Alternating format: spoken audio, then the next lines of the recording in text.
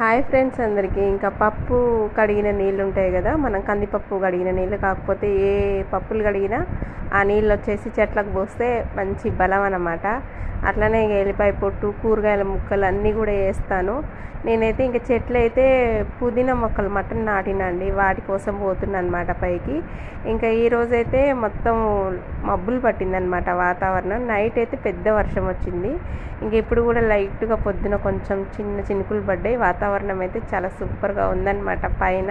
ఇక నా చెట్లు అయితే చిన్న చెట్లే లేండి, కొంచెం కొంచెం ఇద్దామనేసి, మంచిగా వాటికి బలం కదా, కొంచెం కొంచెం ఇద్దాం అనేసి నేను పైకి తీసుకొచ్చిన అనమాట. వాటర్ అనేది ఇస్తే మంచిగా అల్లుకుంటుంది అనమాట, పుదీనా బొకేన్ లాగా అయిపోతుంది.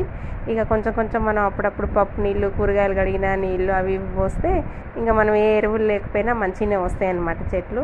ఇక పైనుంచి అయితే నేను ఇక కిందికి దిగుతున్నాను అనమాట.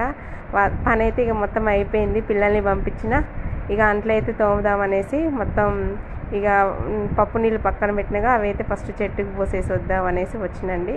ఓకే ఫ్రెండ్స్, మరి బాయ్ బాయ్.